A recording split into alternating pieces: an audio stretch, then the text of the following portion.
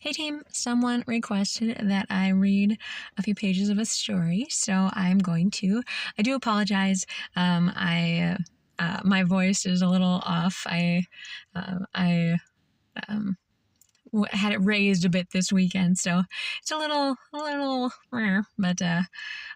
just go ahead and jump in. I just arbitrarily chose a book that was in my car, and it is Raising and Keeping Dairy Goats.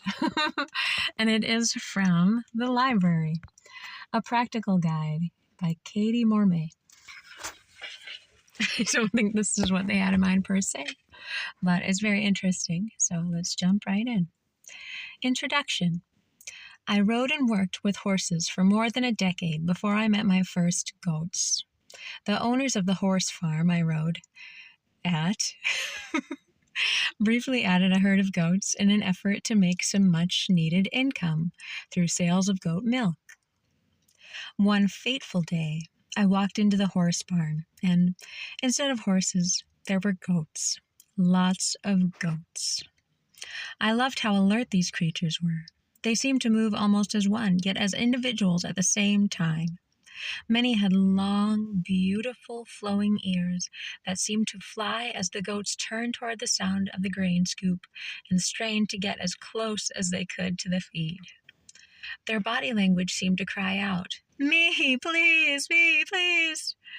They seemed to be an equal opportunity species, and I was curious and eager to learn more. At the time, I was in third year at the University of Guelph in Ontario, where I studied animal science and had courses in food processing, food microbiology, and food chemistry. Most of the food science I was learning was about milk. When I signed up for food science courses, I had no idea I would be learning so much about dairy. At this point in my life, I had not even considered the possibility of milking goats and making cheese.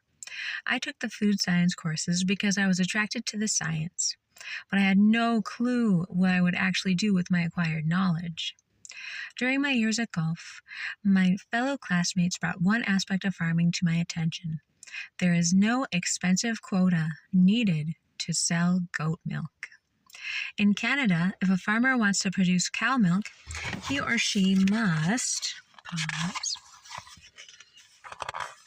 purchase one quota per dairy cow. Originally, quotas were free. Today, a single quota, which allows the owner to have one producing dairy cow, may cost tens of thousands of dollars, depending on the province in which you're farming. Breaking into this system is an expensive undertaking for new farmers, and learning that dairy goat farming did not come with such a huge price tag was good news to someone with a growing interest in farming for a living. The pieces of my life were falling into place.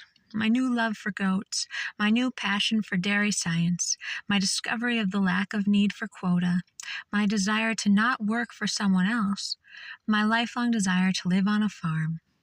It all came together and clearly pointed out to me that I should milk goats and make cheese. In 1999, with my parents, my partner and I purchased an abandoned 95-acre farm just outside the village of Arthur in southwestern Ontario. The farmhouse had not been lived in or cared for in more than 50 years. There was no electricity, which meant no running water at the house.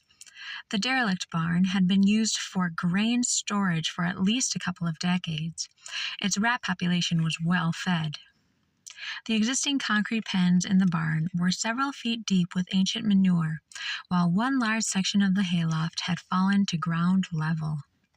During the first years on the farm, I stayed home with our toddler son, while my husband worked off the farm.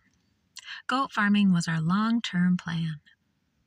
Meanwhile, we cleaned up the property, built fences, and cleared the barn to keep cattle and veal calves. We raised hens for eggs and chickens for meat, and I honed my farm management skills. Creating a suitable home for goats was a slow and steady process, but by March 2001, we purchased 2 very affordable alpine does from a hobby farmer in the area. In hindsight, I realized these 2 goats were really more a science experiment than anything else. Our does were healthy-looking animals and of good weight. and the fact that they were already bred was also appealing. After we'd loaded the goats safely into the truck, the farmer told us their breeding dates. On the drive home, I calculated the kidding date, admittedly a little late in the game. "They're due now!" I exclaimed. We arrived home with the goats early that evening, and when I checked on the does at 11 p.m., one of them had 4 kids on the ground. Around midnight, the second doe delivered a second set of quads. It was quite an introduction to the goat world. The 2 does, affectionately called Auntie and Gray, were fantastic milkers. They raised all those kids, 6 bucks and 2 does, and still had milk left for us. I was happy with the 8 instant goats, though not quite as happy that there weren't more does offering future milk prospects. By September of that year, we'd set up our farm to milk goats commercially. The province granted us our Grade A milking license, and we could legally start shipping milk. We purchased a single herd of 20 crossbred goats, and the milk broker's milk truck arrived once a week to pick up the milk we produced, delivering it to a large commercial cheese plant nearby. Shortly after, we started selling our goat milk. However, we grew anxious about the stability of Ontario's goat milk industry. I came up with a solution: goat milk soap. I knew how to milk goats, and I understood the science of soap making. I signed up for a 1-year business course offered by the Canadian government to learn more about how to run a retail business. Our own family was growing. With a 4-year-old son and a 1-year-old daughter, I was grateful we had parents who were willing to babysit. In 2003, River's Edge Soap Company was born. Over the next years, my mother and I spent countless weekends traveling around southwestern Ontario as we sold bars of soap, goat milking moisturizing creams, and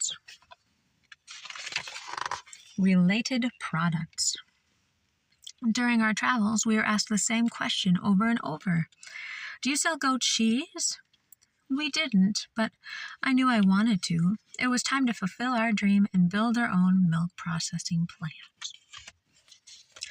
And that is where I leave you. Raising and Keeping Dairy Goats, a Practical Guide by Katie Normé.